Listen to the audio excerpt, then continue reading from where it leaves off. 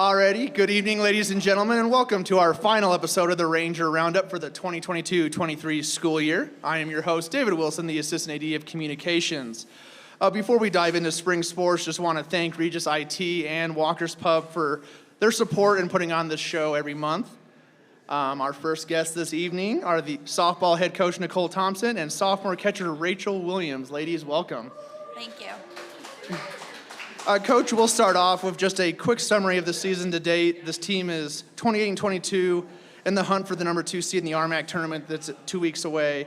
What has this journey been like to this point? What have been some moments or benchmarks that you think that this team has hit and accomplished?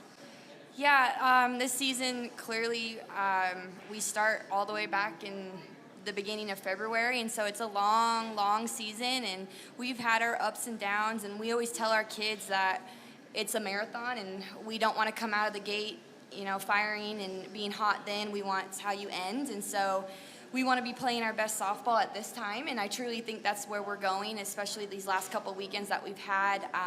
We've gotten some momentum in some big series. I feel like our pitching staff's getting things together. Our offense is starting to click at the right time, and so we've definitely had our ups and downs, but we know that was going to happen. I think the series against Mesa really kind of kept us going.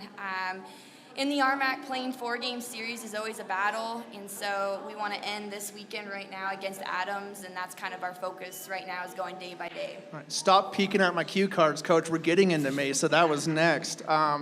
Just 2 series ago, you go on the road and knock off Colorado Mesa in Grand Junction, no less, to win a series against them for the first time since 2006. What does a series and milestone like that mean to a program that's trying to build itself into being a perennial winner in the RMAC? It's huge. I have to give it all to the girls. Their mentality, their fight, that's always on that top of those goal sheets is to take down the team like that. Right now they're always the team that has the facilities, the nice uniforms, a little bit of everything. And so those are the strides that we want to be taking, and I think it's a huge thing for these girls. And honestly, the legacy that our program has built, and so, our alumni that's came before, and to hopefully pass down to our recruits that are coming in. And it was a big series. It was fun. It was a punch for punch, and we came out on top. I honestly even think we played well enough to win all 4 games, and so I think that was a huge momentum for our girls of like, hey, we can be at the top of the top, and so it was awesome. Rachel, how old were you in 2006? 3. 3, okay. That was the last time the Rangers had beaten the Mavericks since then, so be proud of that accomplishment. But say it louder for the people in the back. Since 2006. There you go. Yeah. Rachel, as a player that was on the field for that accomplishment, what did it mean to you and your fellow teammates in the locker room? Was it validation for your hard work and the potential that you guys have? It was amazing feeling, honestly, especially after coming back from last year where we didn't get the outcome we wanted against Mesa. We've put in so much work this year, and I feel like it really showed against them, and it was just an amazing feeling. Okay. Well, sticking with Rachel here, you play one of the most demanding positions in softball as a catcher. What drew you to the position initially as a kid, and what's maybe something that the average person or fan doesn't know that's required out of someone that plays catcher? I don't know. I've been catching for as long as I can remember. I think when I was 8 years old, someone just kind of put me in the gear, and it just stuck. I don't even remember my first time catching. It's just been like my entire career. But I think definitely it's all mentality, and you really have to be in the game the entire time, along with the pitchers. I also play outfield, and I feel like sometimes I could doze off and maybe be not paying, but with catching, you have to be in it all the time, and so I feel like that's something that not a lot of people really realize. Well, you set the program record last year with walks drawn for a season. Do you ever side-eye an umpire when he calls a strike? I know the strike zone, man. A little bit, yeah. Well, Coach, she's a lefty catcher. Don't often see that. What was something that you saw when you were recruiting Rachel and seen in her development as she's become a second-team All-RMAC player last year and is setting career highs right now in batting average, home runs, RBIs, and a 100% fielding percentage right now as well? Definitely the abnormal. I mean, you don't see a lot of left-handed catchers, and we knew that taking a risk on that, but she's good. So if you can still throw out a runner with being left-handed, why not take a chance on her?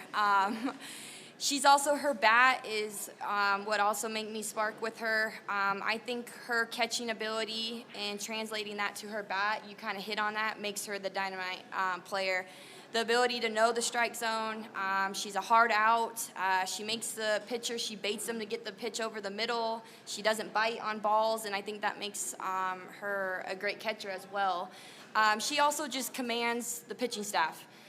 She's very subtle. She's the quarterback on the team. When she wants to be loud and when we need to go somewhere and where cuts need to be, she's loud, but she's a very she commands our pitching staff. And so I think that's what I really like about her too. And I know you kind of touched on this a little bit, but looking ahead, we do have one more regular season series this weekend against Adams State out in Alamosa before we head into the RMAC tournament. This is going to be hosted just down the road at CCU. What are you looking for out of this weekend other than wins, obviously? I mean, I'm sure how you play is almost as important as the results as well, right? Yeah, clearly we want a series sweep to get our momentum going into the RMAC tournament, but we've been hounding this all year of like we've got to take game by game and be where our feet are and be present. And so we want to kind of have this weekend to fine tune some things of getting our offense to click 1 through 9, getting our pitching staff to get that confidence going into the RMAC tournament. And like I said, just having fun on the road. It's our last road trip too. I mean, Lakewood's a little bit closer than Alamosa, but to enjoy that team with each other, enjoy our seniors. But I think the big thing is just get that momentum building on both sides, defensively and offensively, before we get into the RMAC tournament. And same question to you, Rachel, as a player, just what you're looking for out of this weekend, other than definitely trying to get results in these final 4 games. What is something that you want to see accomplished against the Grizzlies this weekend? I think it's going to be a good weekend to get our momentum back. We kind of came off of a rough weekend this past weekend, and so I feel like going into the RMAC tournament next weekend, this is a really good weekend for us to gain our confidence back and just be together as a team before we go into the tournament. So, Coach, you have a great blend of young talent and sophomores on this roster, newcomers as well, and seasoned vets who have experienced postseason softball. The team made the RMAC semifinals in 2021, made it to the second day last year. What are you able to draw off of those past experiences as you get ready for the RMAC tournament this year? We've really, that's something that's been brought up with our clubhouse this week is taking the experience that our seniors have had since they've been here with me, they've been in the RMAC tournament every single year. And it's a mindset.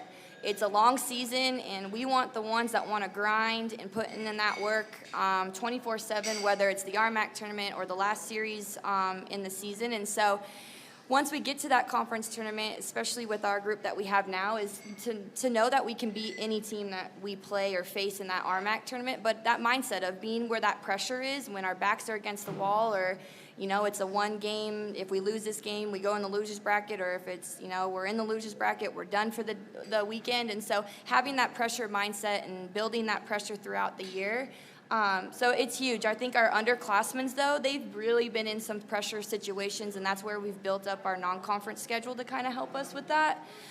So I'm excited. I'm excited for this group. We had those freshmen last year that were starters. Now they're sophomores, and we have a good group of freshmen along with our senior class and our junior class that have been at the RMAC tournament. And Rachel, for you, last year you got your first taste of the RMAC tournament as a freshman. How has that experience helped you be more prepared for what a tournament like that is, a double elimination tournament?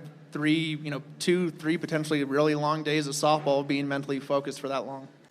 I think last year kind of showed us freshmen coming up that any team can do it. I mean, there were some teams that we definitely didn't expect to make it as far as they did, and it's a new game when you're in the tournament, and so I feel like you don't really see that until you finish your first year. And so I think we can go into this year's tournament just expecting anything, because anything can happen. And that kind of pivots to my question for you guys before we get into rapid fire.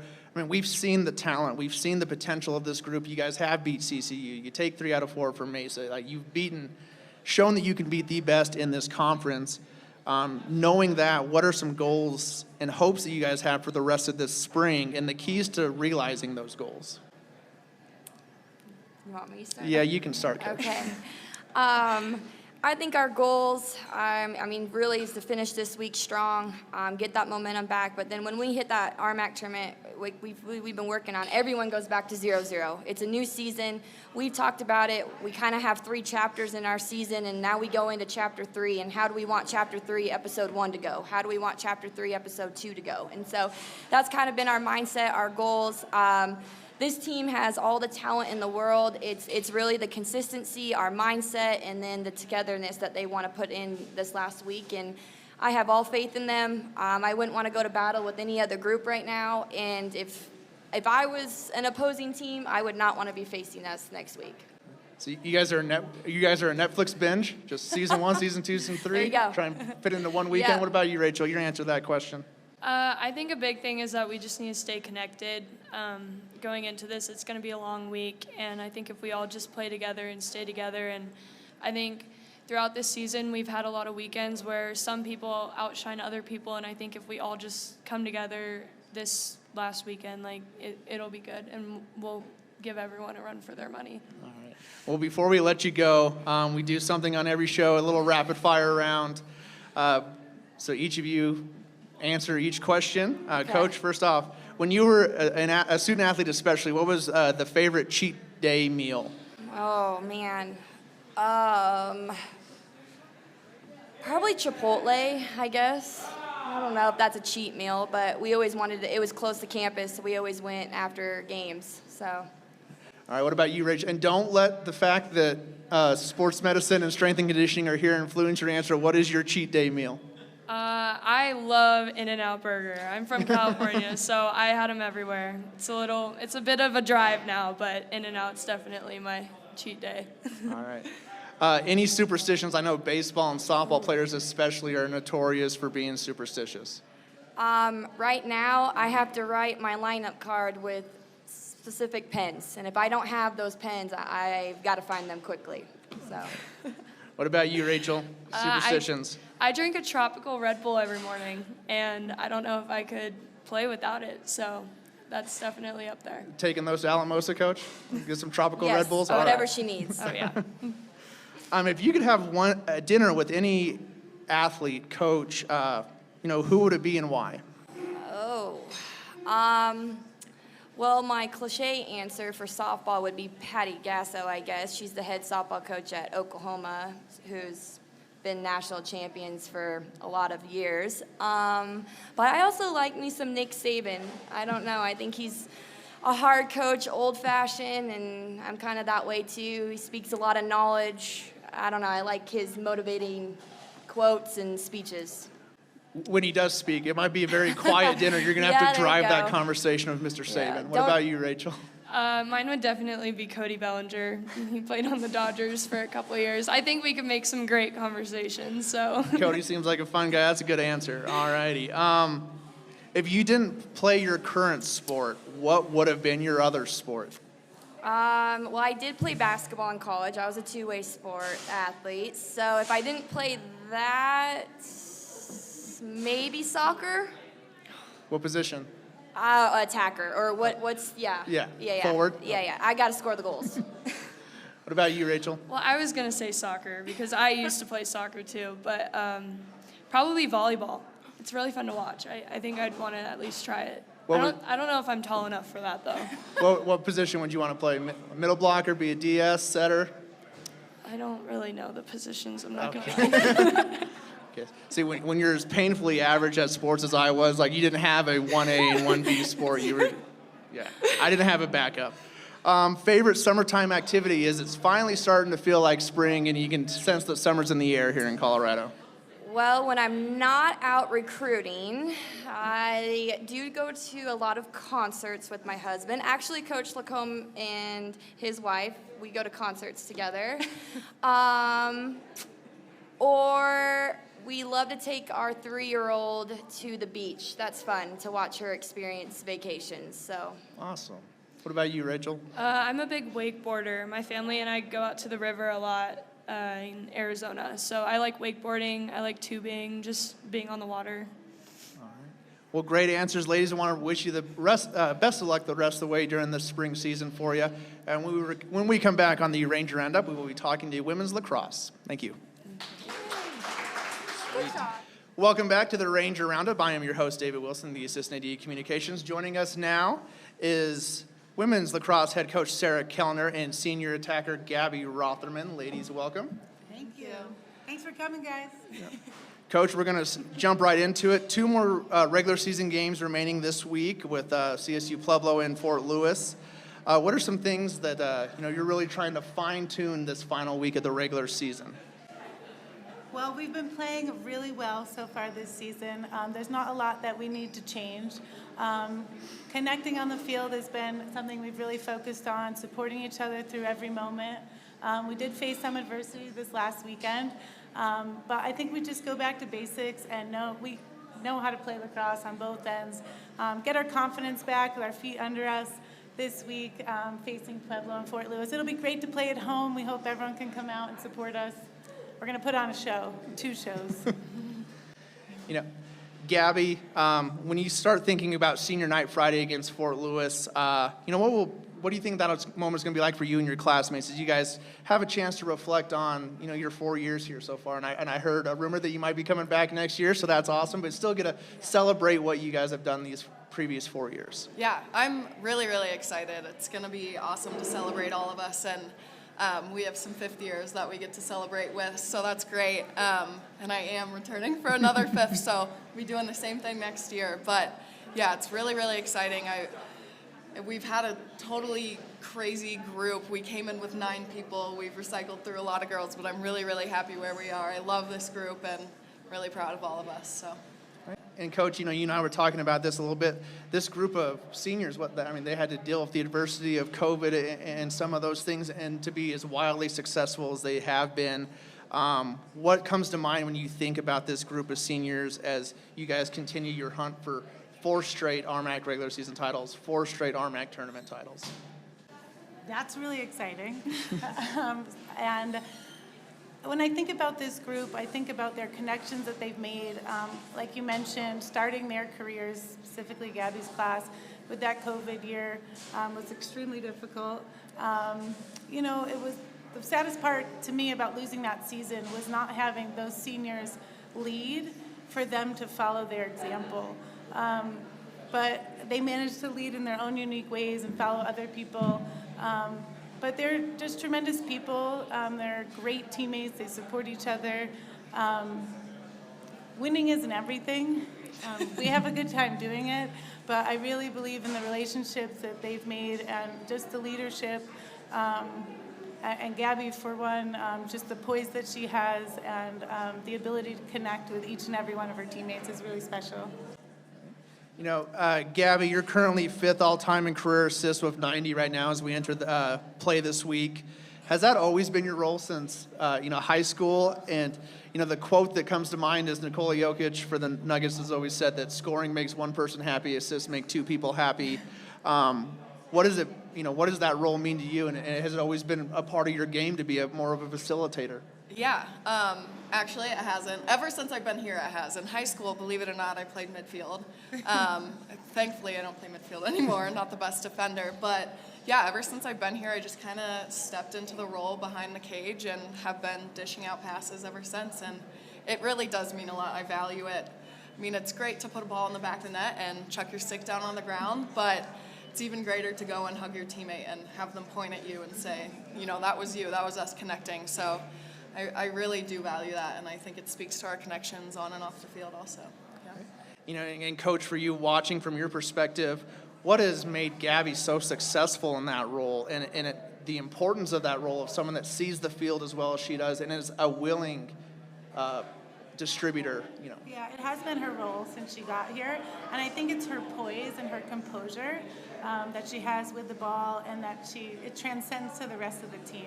So she's not just the quarterback calling our offense, she's controlling the tempo and reacting to the defense, making play call changes as needed, and the reaction from her teammates has been tremendous. They listen. Yeah. Coach, as we look forward, I know you've really preached to this team of staying present in the moment, but what are some goals that you've set for yourself and keys to reaching those goals as we enter the final week of the regular season and RMAC tournament due up next week? Well, I'm going to continue to ask us to be mindful and stay present and be where our feet are. We've been talking about playing in May all year. We've been talking about playing in May since last year. And it's really important that we take one game at a time. We're really looking forward to the challenges this week and competing for another RMAC championship. And if we're so fortunate to continue to compete as long as we can. And same question to you, Gabby. Goals that you have for this senior season, even though we'll get to enjoy having you back next year, and just focal points on how to achieve those goals. Yeah. Similar to Coach, we're really trying to stay where our feet are. Try to stay as positive as possible and really in the moment. That's definitely something I struggle with. I tend to look ahead, but she keeps me where I am. She keeps me in check, so that's been really helpful. But yeah, we're really looking forward to this week. I'm excited to go practice game. That's going to be really great to just get an opportunity to work on everything that we've been talking about. I think we're just going to do our best to go out there, build up some confidence, like Coach said, and just play together and enjoy two of our last given home games. So. And that helps. I'm curious, the success of your guys' program is known. It's been very successful during your tenure here, very successful during your 4 years here. When do you give yourself an opportunity to sit back and enjoy some of the success while also staying grounded, knowing that there's still work to be done? Not often. Yeah, both of you, just how you balance that up, enjoying the moment, enjoying what you have accomplished while still staying grounded, knowing that there's still work to be done. Yeah. I'm personally super hard on myself, so I don't take a ton of time to step back and look at the great things that this team is doing. But I do find myself, like on weekends off, I'm sure this upcoming weekend, I know we'll be celebrating graduation, but I think it'll be just really nice to look back on the regular season and everything that we've accomplished and the challenges that we faced and how we're going to grow. So. And Coach, for you, 17 years now, you've been a part of this program. When do you give yourself a chance to enjoy the success while always staying driven? I think, yes, we try and enjoy each moment. For 17 years, my goal has been the same, is to improve and get better every day while having a good time. And I think, mission accomplished most days where we're trying to push each other and ourselves to get better and grow as individuals and as a team. We do have a rule, we talked about it today, our 24-hour rule, when we win and when we lose. So we give ourselves 24 hours to celebrate before moving on and thinking about the next one. And we also give ourselves 24 hours to sulk and figure out those challenges too before moving on. And I think that'll prove to help us moving forward. Well, before I let you go, you got a little bit of a sneak peek for softball, but I got rapid fire questions for you. So we'll start with Gabby. Favorite cheat day meal? I go home on off days and my mom makes me a chicken pot pie meal. It's my favorite. Every off day, like usually every Saturday night, Sunday afternoon. See, that sounds healthy. That doesn't sound like a cheat. No. No fudge brownies, nothing? I mean, maybe an ice cream here or there, but usually just the pot pie is my favorite. What about you, Coach, when you were lighting up the goal sheets at Cornell? What was the cheat meal? It was 100 years ago, and I don't remember. I do remember the chocolate cake in my calf was exceptional, so I'll say chocolate cake. Any superstitions that you have? I think you and I've talked. I think you might have one or two as a coach, but are there any superstitions? Have to wear the same thing, have to eat the same meal for a game. There's a couple of rituals. How I write my lineup, the order I write it, and if it looks weird, I have to start over. So, yeah. What about you, Gabby? I personally am not superstitious, but our team is. We're really particular with our warm-up, exactly how it goes, what happens in the locker room, all that. So I don't like when it gets mixed up. I felt like a personal attack. I know I've messed up your guys' No, pregame no. music before. I'm sorry. I'm sorry. It's more Okay. locker room. No, you're all good. If you could have dinner with any athlete, any coach, who would it be and why? Who's first? Whoever wants to go first. I'll go. I'd say Serena Williams. I think she's a total beast, and she's been a great mother and a great role model while she has been absolutely dominating on the court. And now that she's retired, I'd love to know what she's up to now. It's a great answer. Yeah. I'm going to say Phil Jackson. He's coached some of the all-time greats. He's also a mindfulness warrior and a meditation specialist, something we've been focusing on a lot. But he also just likes to challenge his players. He values relationships a lot. And yeah, I would just love to continue to learn more. Dinner and meditation with Coach Jackson. All right. If you didn't play your current sport, what would have been your other sport? Do we have to be good at it? You don't have to, just the sport, the second sport you love. Okay, if I could ice skate, I would play ice hockey. Oh. It's really fun, back and forth, really high pace. Yeah. What about you? I can't skate though. Neither can I, but that's a good answer. I really was never good at anything else. I'd say maybe slalom skiing. That was probably a unique. hobby of mine that I maybe could have succeeded a little bit in. I could see you being the head cheerleader for Regis University after the photos that we saw from volleyball Yeah, season. Gabby Rotherman can lead a crowd. We saw that. Oh yeah. And then as we get ready, I know, hopefully summer is still weeks and weeks away from us, but when you're June, July, what is your favorite summer activity when you can decompress and we're moving on to the off season? I spend a lot of time with my family at our pool, which is also on a lake, and I like to stand up paddleboard. Stand-up paddleboard? My goodness. All right. She's a pro. Yeah. I also love water sports. I like going home to Ohio. We have a lake and a boat there, and it's always the best going home and just seeing everyone that I grew up with and being out on the water. Fantastic. Well, ladies, want to wish you the best of luck this final week of the regular season. Best of luck in the RMAC championships and hopefully beyond. Thank you for joining our program, and we will be back on the Ranger Roundup with baseball. Thank you very much. Thank you. All right. Welcome back to the final segment of the Ranger Roundup, our final segment of the 2022-23 school year. Our guest this evening is baseball head coach Drew Lacombe and senior first baseman Matt Marlowe. Gentlemen, welcome. Thank you. Appreciate you having us. Coach, team has been on an absolute tear in the month of April, coming off of 3 straight series sweeps, currently on a 12-game winning streak, the longest since 2004. What has been the catalyst, do you think, to this stretch of baseball? And can you point to maybe a moment that you felt it click, you saw things turn? You know, I think the biggest thing for this year that was important for us is we had to go through some failure earlier on in the year.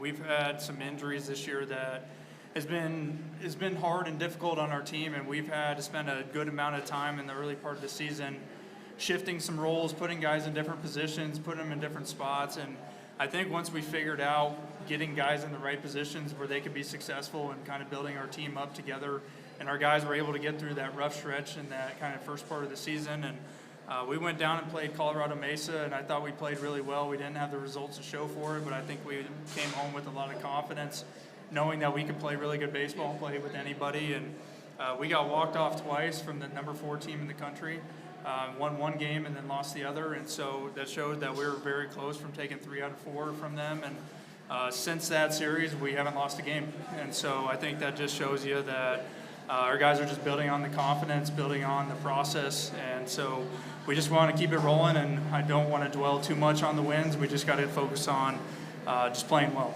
right now. And then Matt, for you, someone down on the diamond, experiencing it, when can you pinpoint a moment, or when did you kind of finally feel like, all right, we are starting to play the brand of baseball we knew we were capable of playing?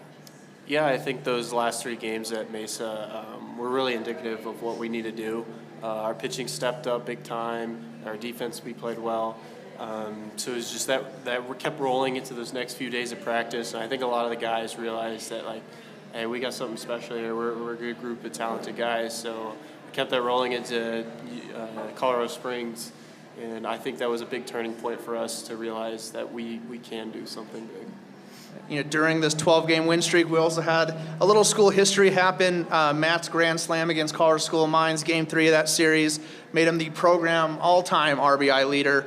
For you, Matt, I'm sure, I know you're still playing, and we have you back next year, I'm sure. So I bet the record will mean more as you get older. But in that moment now, what does it mean to you knowing that you are the all-time run-producing bat in Regis baseball history? I mean, it was a special moment, and I think it's really special because that record is not just me. There's a lineup around me, a lot of guys. They got to get on for me to score them. So I think the RBI record, it's really special to me because it means that the guys around me are supporting me and they're there for me to help me out and make that special moment. You know, Coach, you and I have talked at length about Matt's development. What have you seen in his maturation as a hitter? You know, you said that he arrived on campus already with the hit tool and then just transformed himself into more of a complete player. Yeah, I mean, you have to be a pretty good player to hit in the 3-hole as a freshman, and we put him in that spot just because he showed that he had mature at-bats as a freshman. And then also on top of that, it's really hard to put 2 good years in a row, and he's done 4. And I think that shows you that offensively that he's able to make adjustments. You know, I talked to pitching coaches across the country, or not across the country, the conference, and they asked me, how do you get him out? And I was like, I'm not telling you. And so just to see that he's been able to make adjustments throughout his career and just continue to work on his craft. And I don't really know if he has much holes in his swing or in his approach. And there's been scouts at our games that have asked about him. And just the biggest thing that they've told me is he has an advanced approach, and that's just hard to find at this level. And so we're proud of Matt, and I think the biggest thing that just goes with hitting, just with his maturation as well, is that he doesn't waste at bats. And I think it sounds simple when you think about it, but when you play a long season, when you play 50 games a year, when you're averaging close to 200 bats a season, it's hard to be focused at each and every single at bat. And I don't know if Matt takes a pitch off. And what I mean by that is he's locked in, he's on time, he's seeing the ball well, he's ready to do damage. And so when you put those things together, there's a reason why he has success. You know, and Matt, I mean, you're a .399 career hitter, and then you add stolen base to your repertoire this year. I think 12 for 15 in stolen bases. You've already have more stolen bases this year than you had the previous 3 years of your career. What made you want to add that? I mean, Regis as a team leads the conference in stolen bases. Were you just wanting to do your part? What made you want to add that tool to already the hit tool, fielding tool, and hit with power? Yeah, I mean, nobody wants to be the one man out, right? But honestly, it's all about being a complete player, and the more complete of a player you are, the harder you are to deal with as an opposing team. So I think just adding that speed, adding that tool, it really helped me become more difficult to face, which in turn helps the team. So I think just adding that speed is that one tool I needed to take that next step. You know, for you, Coach, now your 3-hole hitter can swipe it back too. What did Matt doing that and adding that to his list of ways that he can, you know, affect a baseball game do for you when you ride him in the 3-hole every day? Yeah, I mean, Matt fits our offense completely. It's a big thing for us is we want our players to be versatile. We want them to have as many weapons as they can in their back pocket. We want guys to be able to hit for average, hit for power, be able to run a little bit, handle the bat, be able to bunt, move runners. Because depending on the score, the weather, the team you're playing, the pitching staff you're playing, the location, you're going to have to pull out different weapons at different times. And so we really pride ourselves in being athletic, being versatile, having the ability to do multiple different things. And so when Matt came here, he was more of a hitter. Now I would say he's closer to more of a complete player offensively for us, and that's what you want in a 3-hole hitter. And so I think Matt has shown over his career there's really nothing that he can't do on the offensive side of it, and we just got to continue to roll. As someone who could never hit Matt, I can't tell you how jealous I am of you. I batted 9-hole my entire life. You know, Coach, the program took a big step last year, finished second in the RMAC, the best finish since the school rejoined the conference in 1996, fighting for a top 3 spot again this spring. What has this group of seniors who will be honored Sunday against CCU meant to you know, kind of the rise of this program and meant to rebuilding it the way that you envisioned? You know, that's a great question. I don't think I've taken the time to probably sit down and reflect on it too much, but I do think of our 5th-year seniors or seniors who've been with us for 4 to 5 years, and I think about where we were at when we first took over the program in 2019 and 2020, and just kind of how far we've come, and just the growth and maturity that's come with that. And I think the biggest thing is just the growth and maturity with those players. Just thinking about Michael May and Colton Chase and Luke Luker as freshmen here at Regis, and just see where they are now as people. It's a special thing, and And I'm just so thankful and blessed just where we're at as a program and to where we were when we started. The growth that we've had, you have to have really good people in your program to be the catalyst for that change. And I think we have that in our program, and we've had guys follow. And I think the culture we have now currently is completely different than where it was 4 to 5 years ago. And that's a big credit to the upperclassmen that we have in our program. And when you're a young coach and you take over a program and you want to institute change, you got to get buy-in. And in order to get buy-in, you got to get trust from your players. And just to have that from this group of guys to willing to buy into what we were trying to do. And, it had to happen first and the results had to come second. And right now we're kind of bearing the fruits of our labor that we've put in the last 3 to 4 years. And I think a lot of guys are excited. They're seeing it. The confidence is rising because of it. And this all is because of the work that's been put in over the last 3 years. And for you, Matt, you've been a part of this. You came here in 2020 as a freshman, had your freshman year cut short due to COVID. What have you seen in the program day to day that has helped you guys make these strides, the buy-in the coach is talking about to, you've been on the ground level of going from a 500 team to now a team that's challenging for that top 3 in the RMAC every spring these last 2 years. Yeah, so we got a great group of guys, and just the adversity we faced with the COVID year, and then the next year with the only conference schedule, I think it really toughened a lot of guys up and just made them work really hard for what they have and just enjoy every moment of it. So I think that constant enjoyment and working really hard every day has really put us in a position to do good things. There's still a lot of baseball to be played. We have 2 weeks of the regular season starting this weekend with CCU, and then we wrap up at CSU Pueblo. But as we start to inch closer to the postseason play, what are some of the goals that you have in mind for this 2023 squad, and what are keys to key things that have to go into achieving those goals?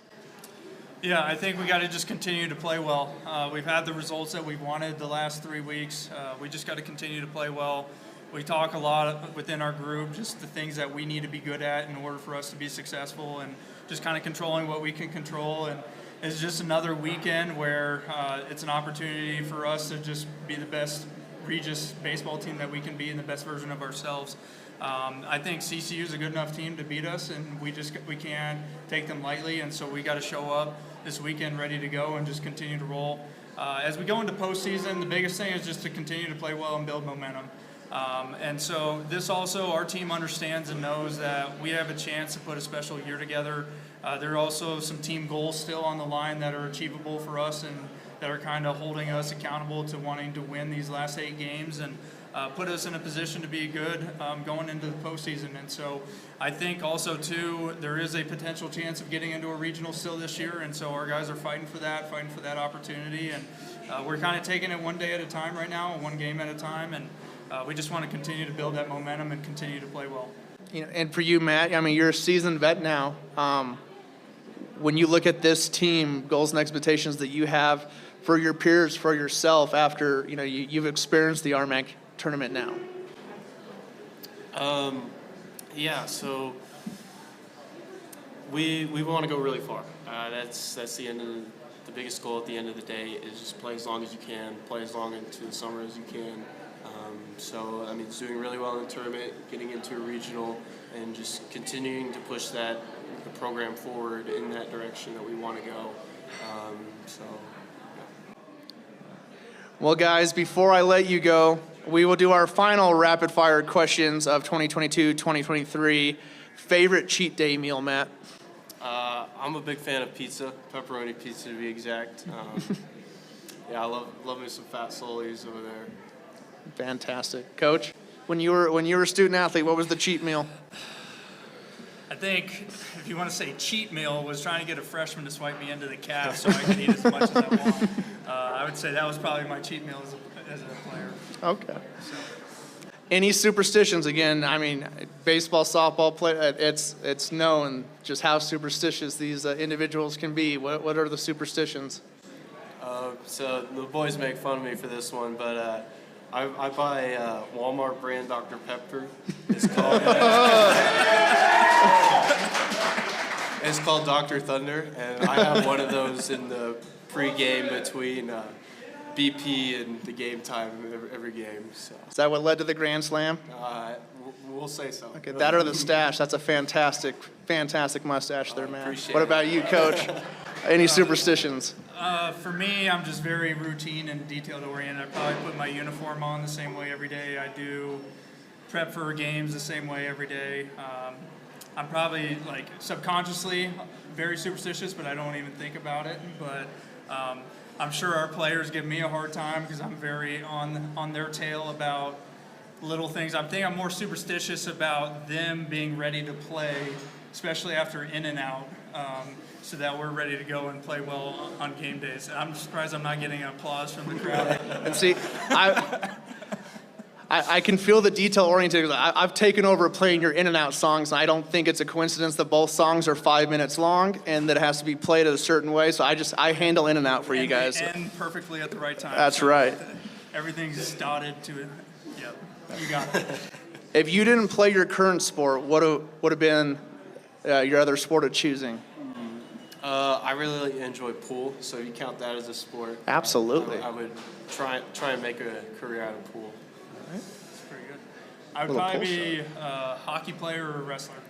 What position, Drew? I can't. You're too nice to be a hockey player. I can't see it. So. I don't think you know me, Damon. Okay. You should be interviewing our players right now. All right.